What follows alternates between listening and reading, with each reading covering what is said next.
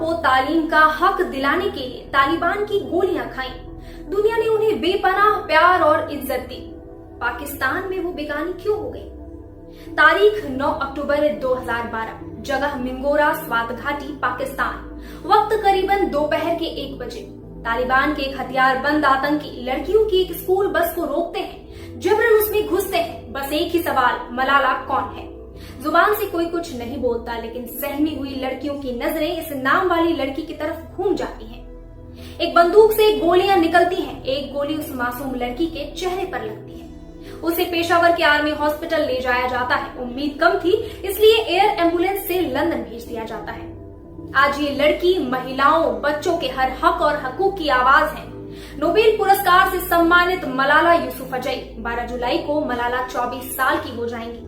पाकिस्तान का एक लिबरल तबका इस दिन को मलाला डे के तौर पर मनाने की मांग कर रहा था, लेकिन फिर कुछ ऐसा होता है कि मलाला मजहबी कट्टरपंथियों और मुल्क की आम आवाम की आंखों में खटकने लगी। यहाँ हम जानने और समझने की कोशिश करते हैं कि आखिर दुनिया जिस मलाला से प्यार करती है, वो अपने ही मुल्क में पराई क्यों होती गई। ताजा विवाद क्या है, आइए जानते हैं। मलाला ब्रिटेन के बर्मिंघम में रहती हैं और अब ऑक्सफोर्ड ग्रेजुएट हैं। पिछले दिनों उन्होंने ब्रिटेन की मशहूर मैगजीन वोग को इंटरव्यू दिया। मैगजीन ने उनका फोटो कवर पेज पर छापा।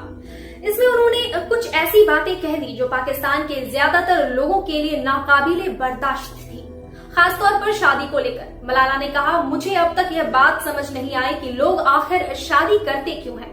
अगर आपको हमसफर या जीवन साथी चाहिए तो उसके लिए कागजों पर सिग्नेचर की क्या जरूरत है?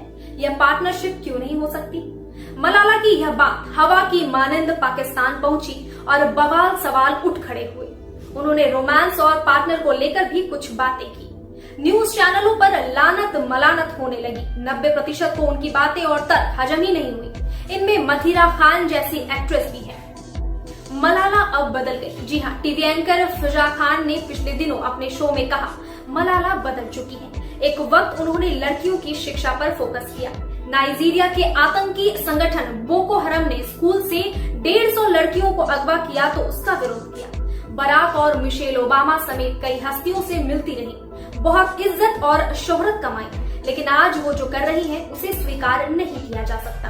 स्वात प्रेस क्लब के जर्नलिस्ट शहजाद आलम कहते हैं, जब वो यहाँ थी तो हम उसे बहुत प्यार करते थे। इंग्लैंड जाकर बदल गई, अब लोग उनसे नफरत करते हैं। मलाला मानती है कि शादी को लेकर उनके विचारों से उनकी माँ भी इत्तेफाक नहीं रखती। पिता के पास तो पाकिस्तान से ढेरों ईमेल्स आते हैं। इनमें मलाला से शादी की चाहत रखने वाले बताते हैं कि उनकी कितनी धन दौलत है। वैसे मलाला के बयान पर उनके पिता को सफाई भी देनी पड़ी है। आइए जानते हैं सवाल क्यों उठते हैं। ऐसा नहीं है कि मलाला की बातों या बयानों से सिर्फ पाकिस्तानी ही खफा होते रहे हैं। नोबेल पुरस्कार हासिल करने के ठीक अगले दिन उन्होंने कश्मीर पर कहा था, वहाँ के लोग और खासकर बच्चे घर से निकलने में डरते हैं। बच्चे स्कूल नहीं जा पाते। भारत में इसका काफी विरोध हुआ।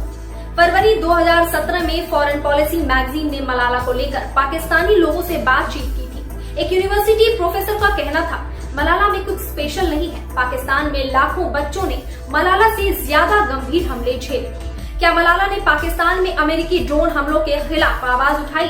अगर मलाला को इस मुल्क की फिक्र है तो यहाँ वापस ही क्यों नहीं आ जाती? मलाला पर तालिबान का हमला सिर्फ नाटक और रचा रचाया ड्रामा था। 2014 के पीयू सर्वे में मलाला के समर्थकों की संख्या महज 30% थी।